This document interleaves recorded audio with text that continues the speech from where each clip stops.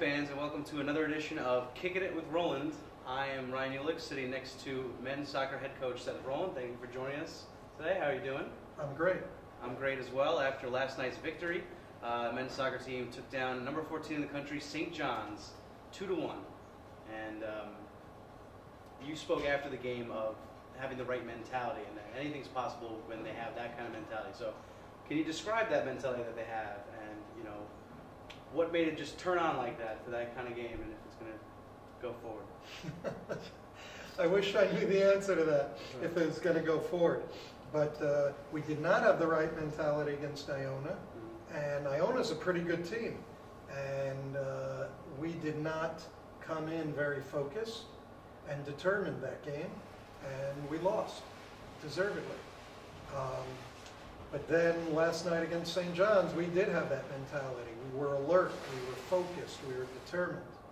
And we outplayed St. John's, deserved to win, took a 1-0 lead in the 71st or 72nd minute, felt comfortable with how we were playing, and thought it would end 1-0 after 90, but with a miscommunication with a few minutes to go, they tied us, but we didn't crumble.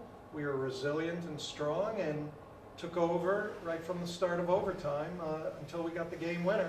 Nico got taken down for a penalty kick, and Anders buried it. Was there any doubt that it was not going to be Anders, the captain, taking the PK? Not in my mind. Was there any? It looked like there was no deliberation at all who was going to take it. It looked like Anders just took the ball and walked right to the spot, as any captain, I guess, would. That's all good with me. Anyway, he did bury it, and that was the victory. That was the golden goal. So let's talk about the first goal with Nico's header. I think I saw from where we were broadcasting news that whenever you were on the attack, it was more direct. You were charging, straight in the middle of the pitch rather than to the flanks, crossing it in. I think Hamza's cross might have been, one of the few crosses there were in the game. It was like the second or third cross I've seen from one of the flanks.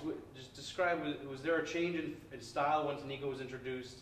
Rather than going direct, you went to the flanks trying to supply him from this outside? Not really. We try to vary our attack. Sometimes we're possessing it in the middle. Sometimes we're playing in the middle to get it wide and then look for a cross. Sometimes we're playing more direct. Try to mix it up so that we're a little unpredictable. Yusuf came in and did a great job coming in off the bench, served a great cross, and Nico buried it. And you have a game upcoming this Saturday at Siena, noon, the first of 3 road games. Just briefly describe Siena's style of play. Well, a good friend of mine is their coach, Cesar Markovic. He's an outstanding coach. He just took over. They're playing very well. They're a very good ball possession team, and they're explosive as well. So it's not going to be an easy game at all. And on the contrary, it'll be a challenge for us to come out of there with a win. All right. We're going to speak to you next week for another edition of Kickin It With Roland. You don't have a game after Saturday until the following weekend when you open up conference play. And I think we'll leave it to next week, talk about St. Francis, Robert Morris on the road. Sure. All good with you? Yeah, I just think one thing we should mention is this Saturday night, the 2001 Elite 8 team. Thank you, Coach.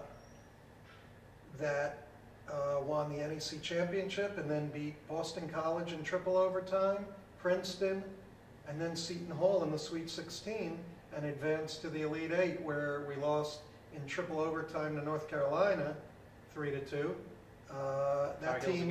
That team is getting inducted into the FDU Athletics Hall of Fame. Mm-hmm. So we're excited about that. Most of the guys are coming back, and it should be a lot of fun. That will be at the Park Ridge Marriott, taking place, I believe, 5:30 and later. And I think we'll have footage of that up on fdunites.com. So, Coach, thank you for sitting down with us again this week. It's great. And we're going to send it over to the other side of the locker room, where Corbin Gapsky is standing with center back Nicholas Walker after this here on fdunites.com and Soccer Report.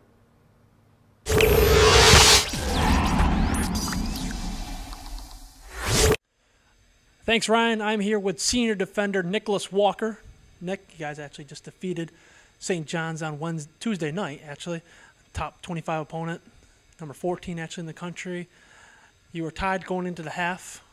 Does Coach have any different mentalities or transition you guys wanted to see in the second half? Not really. We were out there. We were playing hard, playing tough. The team, we were running against them. We weren't letting up much. A little mistake brought them back in the game, but he just told us to go out there and just keep pressing, stop making little mistakes, and just keep pushing forward. You're keeping up with them all night. You outplayed them, outshot them. And after the game, I heard Coach say you guys carried yourself professional and you really carried yourself well. Is there anything else you guys took away from that game? It showed that we could play with the big dogs. We could go out there, play with the big boys, and we've been slacking lately. And it just showed that we are a good team and we could come out here and compete with any team. Great. Well, again, you took down that non-conference opponent, number 14, St. John's, but now you're starting your conference play soon. You have one more road on the test against Siena on the road before you start Northeast Conference play against St. Francis, and you go to Robert Morris before you head back to University Stadium October 19th against Central Connecticut State. So what do you think you guys need to do on the road to start off on a good note? We just need to take care of business. Right now we're gelling together more as a team. We're more of a unit now. We've been picking up on the bad things that we did on the road last few weeks. But I think we're putting it together now. So conference time, we should be good. And Nick, more on a personal note, you're a senior this year, senior defender, and you'll be graduating soon. You're a sports administration major like myself. So what are your plans for after graduation? Any aspirations? Not right now. Just playing ball, staying focused. But hopefully, I'm praying that one day I could go pro. But if not, so one step at a time. We'll see where it goes from there. Okay, so give me one more year, and I'll be graduated after, and then I can be your agent, and I can take care of you as a professional soccer player. How's that sound? Yeah, it would be good. Oh, great. Nick, thanks for chatting with Corbin. Guys, make sure to catch up with Corbin, and, of course, catch up with the Men's Soccer Report every week with Ryan. Again, Nicholas Walker. Best of luck the rest of the way, Nick. Thank you.